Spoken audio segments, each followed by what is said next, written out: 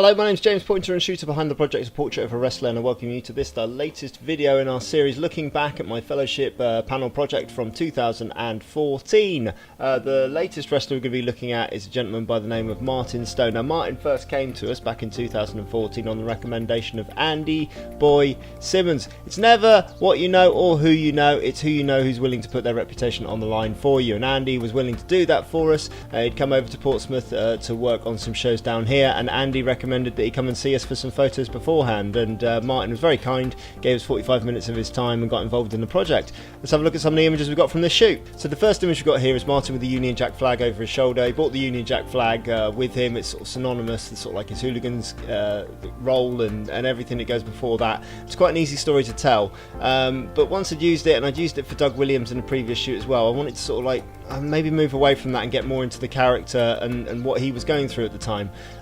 He had sort of like a lot of feeling towards the industry, a lot of feeling towards wrestling, a lot of passion with regards to wrestling, and I really wanted to get that out of him, and I didn't want him to hide behind a flag. So moving on, we'll have a look at sort of like other shots that we got from the shoot here.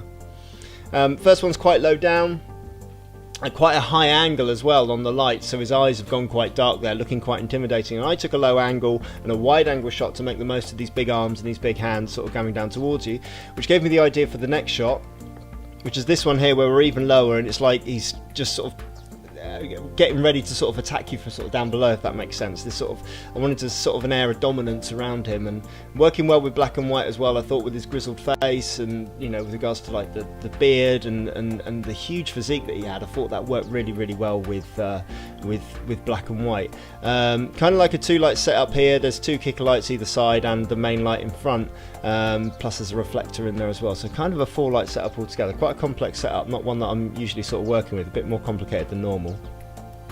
So we changed that down to a two light setup here. It's nice, it's really showing off the back and the arms and the biceps and his huge physique. I've not made the most of the fist here, sort of turned away from the camera so we can't see the fingers, so it's not the best use of that. And also the light skimming across the face here has caught the eye here, but not caught the eye here. It's quite intimidating, but I like to have sort of light in both eyes really, unless it's something that I'm going for deliberately. And then this one here, you can see the little reflection here in the lower part of the eye. That's the reflection there of the reflector coming in. Really simple shot, and just kept the detail of the tattoo down here as well. Just a more serene shot, and sometimes you can get a little bit more, I guess, emotion and attitude from someone when you just get them just to look simply into the camera and not really over-egg that sort of aggression, you know, particularly with wrestlers. Speaking of that, I think we sprayed him with a little bit of water here, just to give him a little bit of a glisten. And you can see, if we go super close in here, you'll see the droplet just on the nose there, just coming down. But a real, look at that look in the camera. And a two light setup, one light this to the left, one light to the right, no light behind. It was a setup I was working with to sort of have the subject sandwiched between two lights. It worked, it gave it quite a unique look, but I was never quite happy with the way that the catch light sat. It looked kind of unnatural to me. Moving on to the next, we went to a simple two light setup here. So one light on the right hand side skimming across our subject, and the other behind, sort of giving us a nice little kicker light. Just behind there. It's not so far around the kicker light that's sort of gone through the ear, so the ears remain dark, which is really nice, and just bringing the detail of that coat in just across to tell a little bit of a story.